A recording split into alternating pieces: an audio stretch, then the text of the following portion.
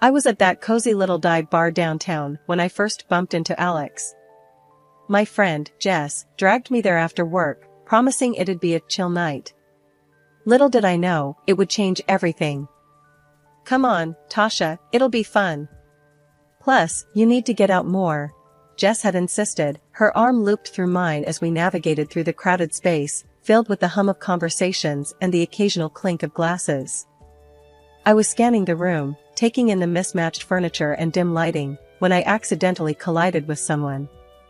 "Watch where you're going," I blurted out, before even looking up. "Sorry about that," a deep, amused voice responded. It was Alex. His apology came with a grin that, despite my irritation, I found disarmingly charming. Jess, ever the social butterfly, jumped in. "Oh, hey Alex. Didn't know you hung out here too. This is my friend I've been telling you about." Alex extended his hand, still smiling. "Nice to meet you, I'm Alex. Seems like fate's got a funny way of introducing us." I shook his hand, feeling a weird mix of annoyance and curiosity. "I'm Tasha. I'm sure fate's got better things to do," I retorted, trying to match his casual demeanor. We found a table, and the night unfolded with laughter and stories. Alex worked as a manager at a car company, a job that seemed to suit his confident, easygoing nature. "You gotta roll with the punches, you know? Can't let the small stuff get you down," he said at one point, shrugging off a question about work stress.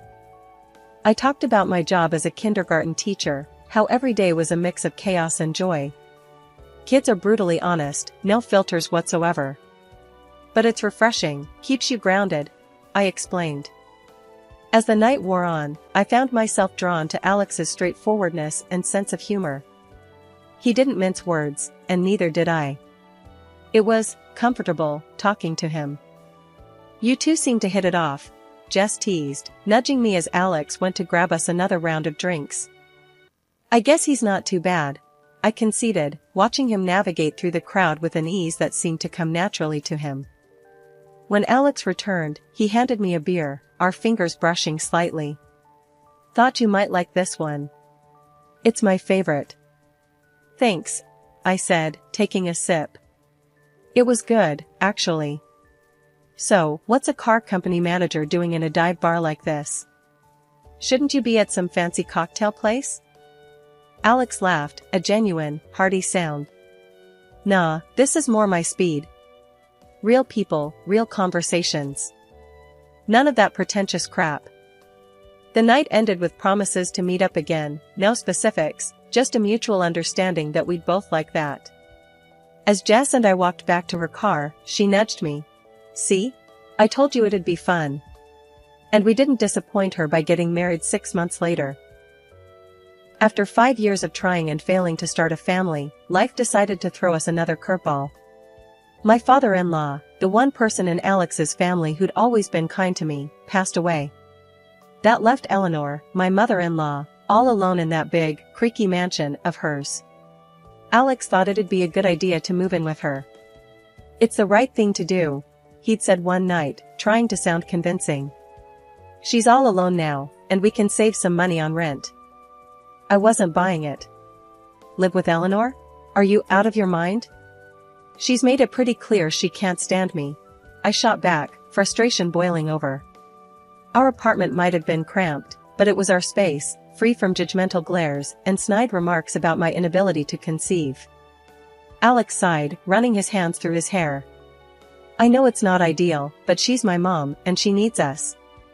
Plus, we're barely scraping by as it is."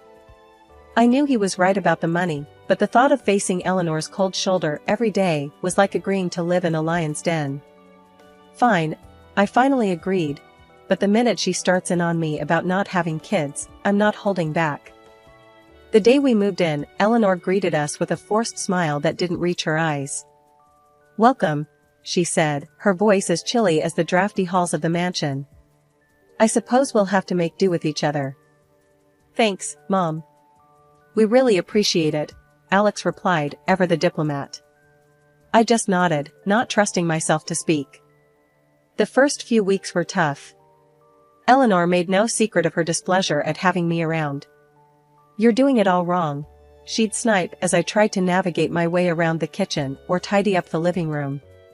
Her words were like barbs, each one a reminder that I was an outsider in her world. One evening, as I was attempting to make dinner, Eleanor came in, watching me like a hawk. "You're cutting the vegetables too big," she commented, her voice dripping with disdain. I clenched the knife a little tighter, my patience wearing thin. "Well, Eleanor, why don't you show me how it's done, then? Since you're the expert," I shot back, the words bitter on my tongue. She huffed, crossing her arms over her chest. "I shouldn't have to. A proper wife would know how to do these things." That was the last straw. "Look, I'm here because your son asked me to be, not because I enjoy your company. So, how about you back off and let me cook?" Eleanor looked taken aback, her mouth opening and closing like a fish out of water. For a moment, I thought she might actually apologize, but then she turned on her heel and left the kitchen, muttering something about ungrateful children. A few months into our living arrangement with Eleanor, Alex hit me with a bombshell over breakfast. "I've been thinking, maybe you should quit your job and stay home," he said, not meeting my eye. I almost choked on my coffee. Quit my job? Why on earth would I do that? He shuffled his feet, looking uncomfortable. "Well, with Mom's health and all, we need someone to take care of her. And the house. It's a lot, and hiring a nurse plus a housekeeper? That's gonna drain us dry." I was floored. "So, you want me to become what? A full-time maid and nurse?" The thought of leaving my job, the kids I taught, it felt like he was asking me to give up a part of myself. "It's not like that," Alex protested. "It's just temporary. Until we figure something else out." I spent days mulling over it, arguing back and forth. In the end, the financial logic won out, but it felt like defeat. "Fine, I'll do it. But this is temporary, right?" I said, the word temporary tasting bitter. Transitioning from a kindergarten teacher to a full-time housewife was rough. I missed the chaos of the classroom, the joy of seeing a child's eyes light up when they learned something new. Instead, I found myself knee-deep in laundry, dust, and the endless task of trying to please Eleanor. At first, Eleanor seemed to take a perverse pleasure in critiquing my every move. "You're not cleaning that right," she'd say, watching me struggle with the ancient vacuum cleaner that seemed to cough dust rather than collect it. Or during dinner, "This chicken is dry. Didn't your mother teach you how to cook?" I bit my tongue, reminding myself this was all temporary. But as the days turned into weeks, something shifted. Maybe it was the day Eleanor found me crying over a burnt casserole, or maybe she just got tired of eating poorly seasoned food, but she started to soften. "Here, let me show you how to make my meatloaf," she offered one day, her voice lacking its usual sharpness. Alex always loved it as a boy. Cooking with Eleanor was a revelation. Under her guidance, I started to actually enjoy it. We found common ground in the kitchen, of all places. I even began reading to her, newspapers at first, then novels. Our conversations grew, branching out from the mundane to the personal. I learned about Alex as a child, about my father-in-law, about the history of the family I'd married into. I thought Alex would be pleased to see his mother and me getting along. Instead, he seemed more distant. "That's great," he'd say, barely looking up from his phone when I told him about Eleanor's stories from his childhood, or the new recipe we'd mastered together. It was like he was there, but not really. "Don't you care that your mom and I are finally getting along?" I asked him one night, frustration boiling over. He looked up, surprised. "Of course, I do. It's just, work's been crazy. You know how it is." But I didn't, not really. Our worlds were drifting apart, him with his late nights, and me with my days filled with cleaning, cooking, and caring for Eleanor. His detachment stung, a reminder of the gap that had opened up between us, a gap that no amount of housework or caregiving seemed able to bridge. As time went on, I couldn't help but notice Alex's behavior changing. He started coming home later and later, always saying work was to blame. "It's just slammed at the office," he'd tell me, barely looking up from his dinner. It wasn't just the late nights, though. He began sleeping in the spare room, claiming he didn't want to disturb me with his restless nights. Then there was Sarah, Alex's sister, who seemed to enjoy poking fun at me whenever she visited. "Nice place you've got here. Fits you perfectly, old and kinda sad," she'd say with a snicker, glancing around the mansion with disdain. Every time she showed up, it was like she had a sixth sense for when we were struggling the most. "Mum, I need some money," she'd demand, not even a hello. And like clockwork, Eleanor would open her purse, no questions asked. Eleanor's health was on a steady decline, and one day, it hit a new low. She couldn't even get herself into the bath. She called for Sarah, who was over at the time, but all she got was a cold shoulder. "I'm not here to bathe you, Mother." "Figure it out," Sarah snapped, before storming out. Hearing the hurt in Eleanor's voice as she cried broke something in me. I found her in her room, tears streaming down her face. "I'll help you," I said softly, putting aside the years of tension between us. From that day on, our relationship took a turn I never expected. She started opening up, treating me more like a daughter than an unwanted guest. Amidst all this, Alex dropped another bombshell: he'd bought an apartment near his work. "It's easier with the late hours. Saves me the commute," he explained one evening, almost as an afterthought. Curious, I asked to see it. "Can I visit? Just to see where you're staying?" His reaction was swift and sharp. "It's just a basic place, nothing to see. Not a museum." The real kicker came from Eleanor, of all people. One quiet afternoon, she pulled me aside, her voice barely above a whisper. "He bought that apartment with my money. Put it in my name, too. Even the utility bills come out of my account." I was stunned. How had things gotten to this point? The man I gave up my career for was leading a double life funded by his mother.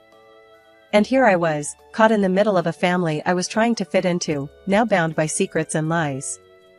The mansion, once a symbol of decay and neglected history, began its transformation on a chilly morning that promised change. I had spent countless nights researching, planning, and dreaming. The thought of Sarah's mocking words spurred me on, igniting a fire within me to prove her wrong. I approached Eleanor with my proposal, armed with sketches and color swatches. "Eleanor, I've been thinking," I started, hesitating only for a moment. "The house, it's beautiful, but it could use some love. What do you say we give it a bit of a facelift?" Eleanor peered at me over her reading glasses, the corners of her mouth twitching. "You want to fix up this old place?" she asked, skepticism woven through her words. "Yes, I think it could really brighten things up. Make it feel more like a home again," I replied, my voice steadier than I felt. To my surprise, Eleanor warmed to the idea. "Well, I suppose it wouldn't hurt to freshen things up a bit. Lord knows it's been ages since anything new happened around here." Encouraged by her agreement, I threw myself into the work. The days blurred into a symphony of paint splatters, wallpaper glue, and the screech of sandpaper against wood. Eleanor would often sit by, watching as I transformed her home, piece by piece. Sometimes, she'd even offer a tip or two, her tone softer, almost nostalgic. Back in my day, we would have chosen a more subdued color. "But I must admit, this brightness brings a certain life to the room," Eleanor commented one afternoon as I stepped back to admire the newly painted living room walls. Eleanor couldn't hide her delight. She started inviting her old friends over, showing off the renovations with a pride I hadn't seen in her before. "Look what my daughter has done," she'd boast, her arm around me. It was the first time she'd ever referred to me that way in public, and it warmed my heart. Alex, however, was less than pleased. On one of his rare visits from his apartment, he walked around the house with a frown, inspecting my handiwork like a disapproving inspector. "What have you done to my house?" he finally exploded, anger in his voice. "You think you can just take over?" Before I could respond, Eleanor intervened. "This is still my house, and I say it's never looked better. She's done what none of us bothered to do for years, she declared, her voice sharp, leaving no room for argument. Alex's anger faltered under his mother's gaze, and without another word, he turned and left, the echo of his departure hanging heavy in the air. In the silence that followed, Eleanor turned to me, her expression softening. Don't mind him. He doesn't understand. But I do. Thank you. The mansion's transformation was more than just a change of scenery, it was a rebirth, for the house and for us. In repairing its walls, I had somehow begun to mend the fabric of our family, weaving Eleanor and me closer together. The day Eleanor fell ill, everything changed. The doctors said it was a stroke, and suddenly, the mansion felt more like a tomb than a home. I was there, every day, at the hospital, holding her hand, talking to her even when she couldn't respond. Alex? Sarah? They were nowhere to be seen. It was as if they couldn't be bothered, their own mother lying there, a shadow of her former self. When Eleanor finally came home, it was a bittersweet victory. She was bedridden, a mere whisper of the formidable woman she once was. That's when Alex and Sarah decided to show up, not out of concern, but greed. I overheard them one day, in the drawing room, voices low but greedy. The house should go to me, Alex was saying. I'm the eldest. It only makes sense. Sarah snorted. You think I'm just going to step aside? She promised me the jewelry, the antiques. I've got plans for those. Their mother, their own flesh and blood, was lying helpless, not 10 feet away, and here they were, divvying up her possessions like vultures circling a carcass. Fury boiled inside me. I stormed into the room, unable to hold back. How dare you? She's still here, still fighting, and this is how you honor her? By fighting over her things like she's already gone? They turned to me, surprise and irritation flashing in their eyes. This is family business, Alex snapped. Stay out of it. Sarah just sneered. What would you know about it? You're just the help. But I wasn't just the help. I was the one who stayed by Eleanor's side, the one who cared. So, I did what they couldn't. I took care of her, day and night.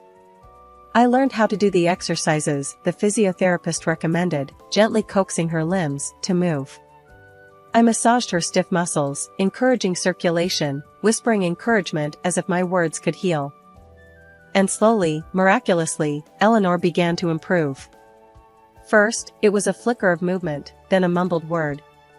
Days turned into weeks, and she started eating on her own, taking shaky steps around her room. Alex and Sarah couldn't hide their disappointment, their greedy plans crumbling as Eleanor regained her strength. I don't understand, Alex muttered one day, watching his mother navigate the hallway with her walker. I thought the doctor said. They underestimated her. I cut in, not bothering to hide my disdain.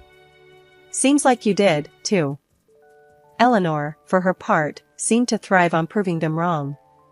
With every step, every word, she reclaimed a piece of herself that had been lost to the stroke.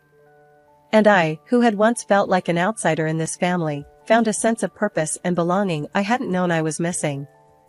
And then the unexpected happened, a second stroke, and Eleanor passed away.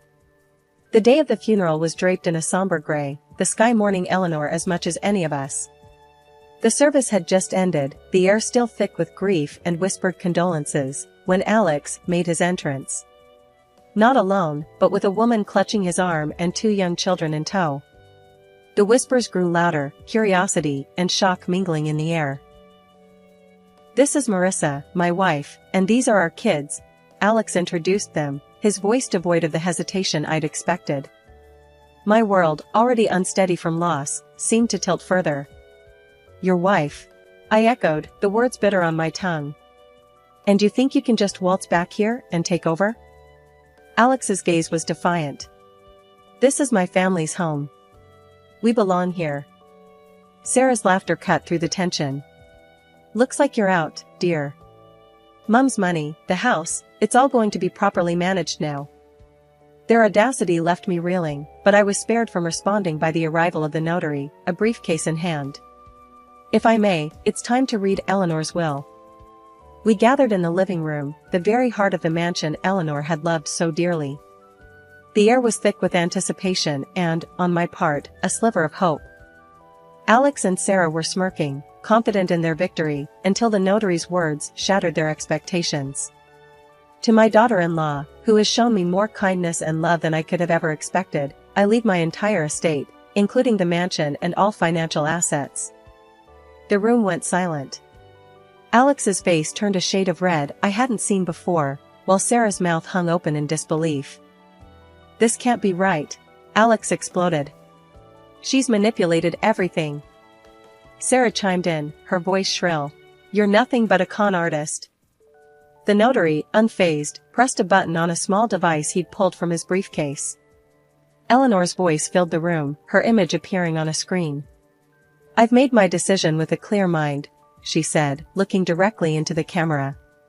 "My son and daughter have been absent, concerned more with what they could inherit than with me. But she has been by my side, caring, loving. She is my family." The video left Alex and Sarah speechless, their accusations dying on their lips. The revelation of Eleanor's true feelings, her acknowledgement of my loyalty and care, was a vindication I hadn't known I needed. Alex, defeated and angry, stormed out, Marissa and the children trailing behind him. Sarah, her dreams of wealth evaporated, slinked away without another word. The mansion, once a battleground of wills and familial duty, was now truly mine.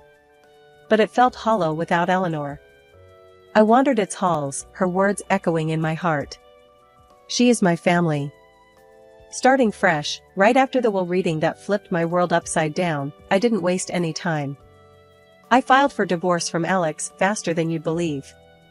It was clear as day that whatever we had was buried under lies and betrayal. Plus, with the mansion and that apartment now legally mine, I had the grounds to kick him out. "You need to leave," I told him, my voice firm, leaving no room for argument. "The apartment, it's mine now. You and your new family need to find somewhere else." Alex tried to argue, his face red with anger and frustration. "You can't just throw us out. Where are we supposed to go?" "That's not my problem anymore." "You made your choices, Alex," I shot back, tired of his excuses, tired of the drama. He left, cursing under his breath, and that was that. He and his second family started hopping from one rental to another. I heard through the grapevine that it wasn't going well for him, but that piece of news didn't stir anything in me anymore.